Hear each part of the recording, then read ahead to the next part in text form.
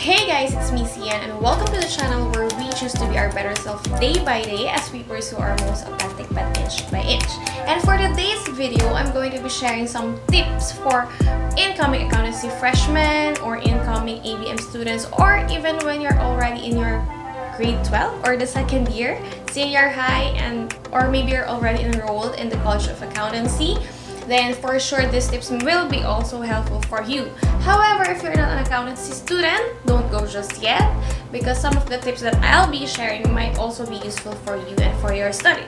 Also, I have recently uploaded accounting related videos, just see in the card up above, and you might want to take a look at them. So without further ado, let's get to it.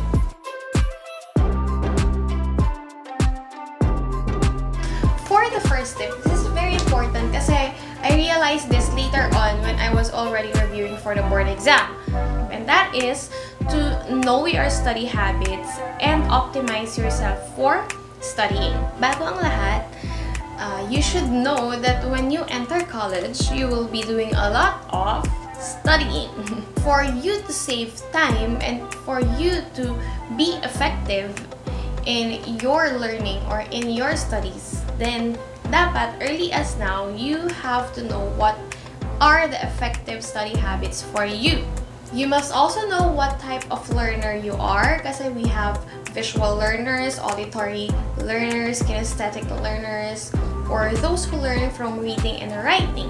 So you have to know early as now what is an effective study method or study habit for you, para ngayon pa lang, yun na yung gagawin nyo. So, mas makakasave kayo ng time. And also, dyan din papasok yung time for studying. Kasi meron naman talagang mga night owls na mas effective mag-aral paggabi, or meron din namang mas effective kapag early in the morning sila nag-aaral. So, it's up to you what is more effective with you. Pero, early as now, kailangan alamin nyo na kung ano yung mas okay na gawin para sa inyo. It's important that you optimize yourself for studying. So when I say optimize, you have to prepare yourself. You have to make yourself in the best state or best condition for studying. Kasi sayang naman yung oras if pipilitin mo yung sarili mo ngayon, aantok-antok ka, tapos wala ka namang maa-absorb. So you have to prepare yourself physically and mentally para sa pag-aaral na gagawin mo. So for number 2, quality, then quantity. So I wouldn't say quality over quantity, because solving lots of accounting problems will surely help a lot. But what I'm saying is hindi ka lang dapat umasa sa dami ng sinusolvong problems if you haven't understood the concept deeply. So in accounting kasi, it's all about the concept. And for you to solve the problems correctly, you have to understand why a certain problem is solved that way. Pagdating sa accounting, malalaman natin why we are doing what we are doing through the accounting standards. Kasi yun yung standard na susundan natin to know which is the correct way to account for certain transactions. Lahat ng mga questions and accounting problems and exams, it's more on testing you if you really know the concepts. Kasi dun iikot yung mga problems eh. Minsan, isang tweak lang sa problems, mag-iiba yung sagot. So, hindi siya formula-based. It's more on analysis-based na paano mo i-account yung transaction na to. Kaya, dapat, more than practice ka ng practice, intindihin mo muna ano ba yung ginagawa mo at bakit mo yung ginagawa. Bakit ganun yung standard? Ano ba yung pinapagawa ng standard? And once we grasp the concept, dun na yung time na papasok yung quantity. So when we already have the quality knowledge about accounting, then dyan papasok yung mag-practice tayo na mag-practice na mag-solve ng mga problems. So what I do is I really focus first dun sa discussion sa libro. Then, kapag nag-gets ko na talaga siya, kapag nag-gets ko na yung mga example dun, tsaka lang ako mapoproceed sa questions or sa practice questions. So, pagdating kasi sa accounting, napakaraming reviewers na pwede nyong makuha, maraming books na pwede nyong pag-practicean, but as long as you don't know the concept, then it's futile lang din na gumamit ng sobrang daming resources. But if you know the concept, then very value-adding na mag-try kayo ng mga reviewers and different resources. Kasi doon mo matetest kung na-gets mo na talaga. Kung mapapaikot-ikot mo yung isang problem then that's the time na talagang matetest mo, okay, gets ko na yung concept na to. So yun lang, dapat, it's not just quality, or it's not just quantity, but it's quality and then quantity. So wag mong ubusin yung oras mo just to finish a certain reviewer na lahat ng questions na to dapat kung matapos. Siyempre, pagdating sa college, marami tayong subjects, marami tayong lessons na pag-aaralan. So, it's very important for us to, of course, manage our time. At huwag naman tayong mag-ubos ng oras lang sa iisang topic lang. Okay? And more on that later. But for our third tip, remember that in college, you are not alone. So, you are in college, and even though we have online classes nowadays, let's hope na umokay na yung situation ngayon at makabalik na tayo sa face-to-face classes sa campus life. But even in online classes, it's our chance to make new friends, it's our chance to make new people. These people that we meet, makakasabay natin sila sa path na tinatahak natin. For example, for a certain profession, for accounting or engineering. So lahat kayo, same kayo ng path na tinitake, and more likely than not, kayo yung mga magkakasama as you take that path together hanggang professional life and hanggang working life na yan. So, it's good that ngayon pa lang, don't forget to connect with other people. It's good na meron kayong ibang nakakasama na tatanungin, especially in our days right now. Parang it's very easy for us to work alone or be alone kasi nga because of the pandemic. Pero let's take this time to know other people, to meet new people, expand our circle, because maganda na nagtutulungan tayo for our work. So don't hesitate to ask and study with friends. It's good to share and discuss ideas with other people kasi baka may mga concepts ka palang hindi maintindihan pero naiintindihan nila and they can explain it to you in a way na maiintindihan mo. So, it's good that you also interact with your other classmates. You discuss problems with them. Kapag may questions ka, baka masasagot naman pala ng classmates mo yun. So, ask them na, do you know this? So, it's good to share ideas. And as you share your ideas with your classmates, you also get to bond with them. And in college kasi, hindi lang tayo puro studies, pero it's where we also build memories with our friends. So, sa ngayon, ang hirap din talaga kasi online, and even with the activities, the group activities, and for sure naman, may mga challenges din tayong hinaharap sa studies natin. So, kayo yung mga magkakasama at magdadamayan dyan. And when you look back, then it will be a good memory. So, don't forget to reach out, and don't forget that you are not alone. Having these companions will truly make college worthwhile too. So, yun. Magtulungan kayo, mag-sharean kayo ng ideas, magtulungan kayo with the schoolworks. But, this brings me to my next point. So, don't cheat your way into college. We are future accountants, we are future professionals, and ngayon pa lang, we have to practice integrity. You know, every profession has a code of ethics, and one of the main components of every profession is integrity. So, kung ngayon pa lang, in a more simple scenario, hindi na natin ma-practice yung integrity, how more can we expect to practice integrity in the future as professionals or as working people, diba? So, ngayon pa lang, dapat i-practice na natin yung integrity, and even without talking about code of ethics, even without talking about our future work or professional life, but what we're talking about here are the values that we have. So, what is your value?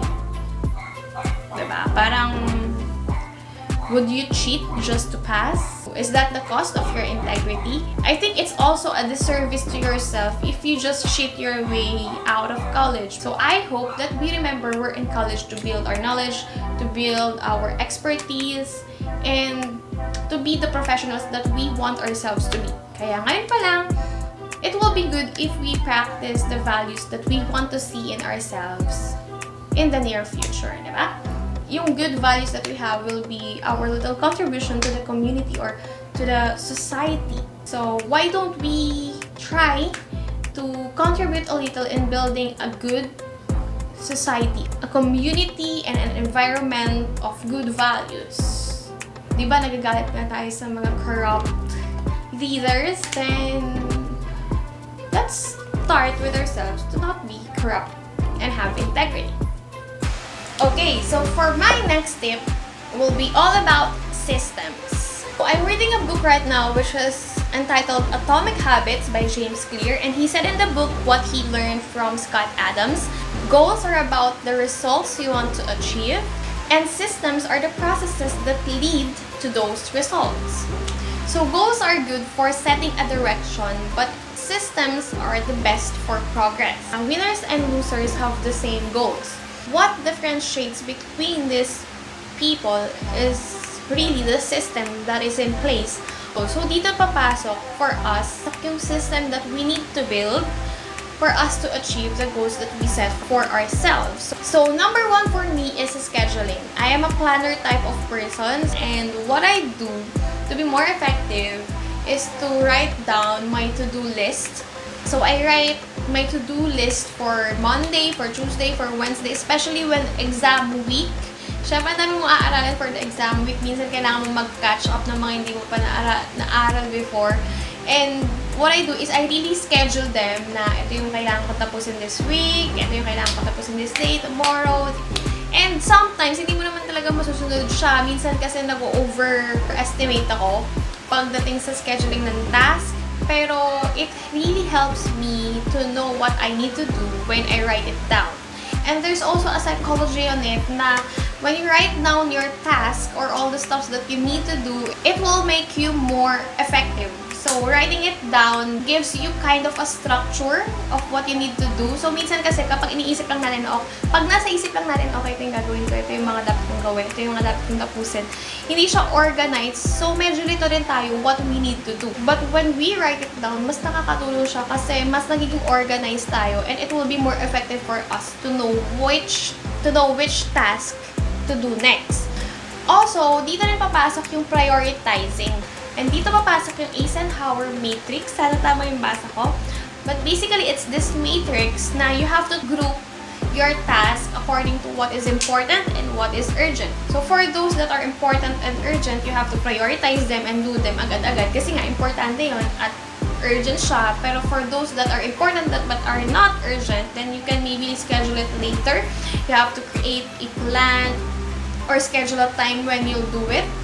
And if it's important but not urgent, of course, as students naman, we can really delegate our tasks. So maybe, ito yung next nyo ipa-prioritize just to get it over with. Or if you have other times or extra time to do it, ito yung gagawin nyo at those times. But if it is not important and if it is not urgent, then completely eliminate and delete this task from your to-do list.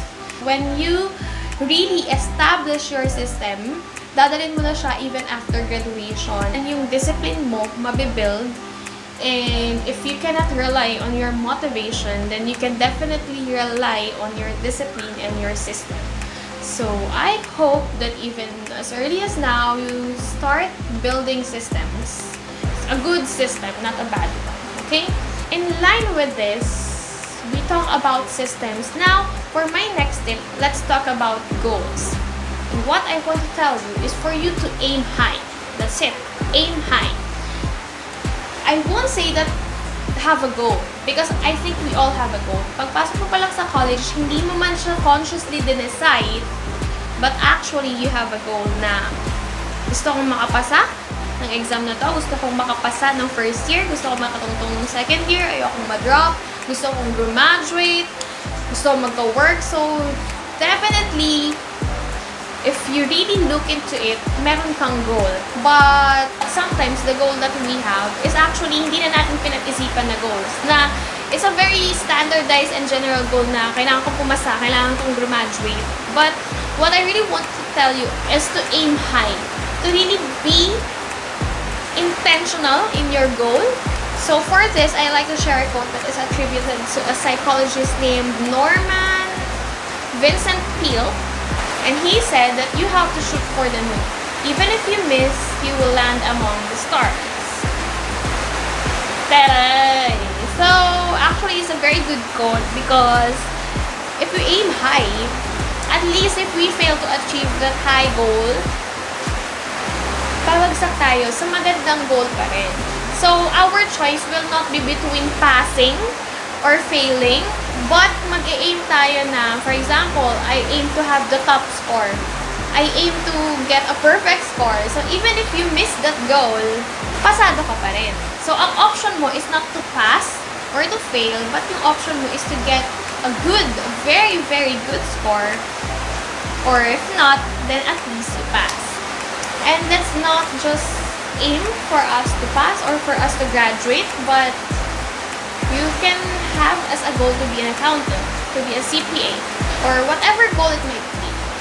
Iba-iba naman yung gusto nating maging goal sa buhay, iba-iba naman yung gusto nating marating. Just aim high and be intentional about it. Huwag lang sumunod sa agos, pero really know what you're working for, and this will give you a lot of motivation, and this will really help you have a direction in your college life.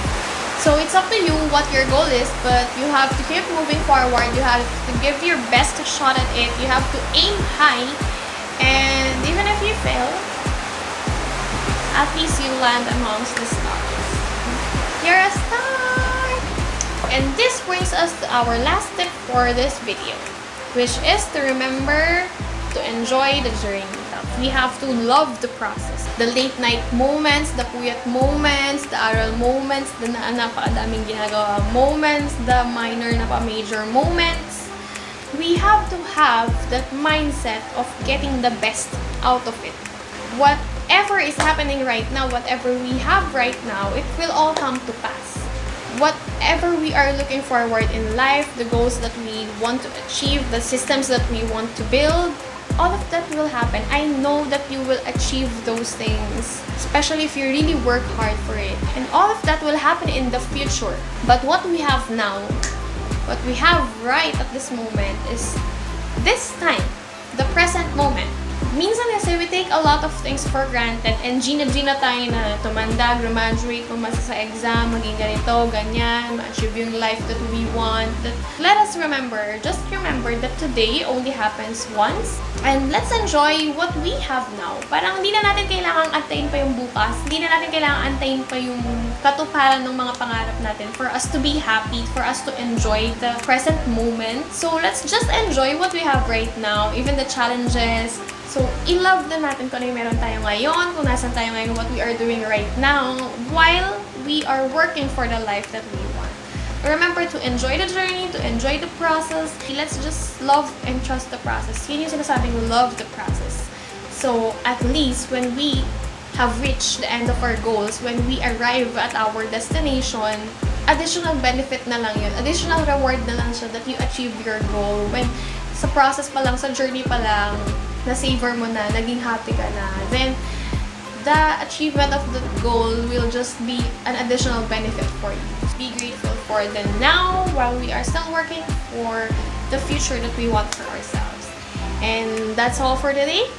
This is Ian. I hope you have learned from this lesson. So I hope some of the tips might be helpful for you, and I hope that you stay safe and keep on holding on. Let's keep on moving forward. Even if magulo pa yung panahon natin ngayon, let's just keep the faith and mag-ingat tayo. That's all for this video, and see you again next time. Bye-bye!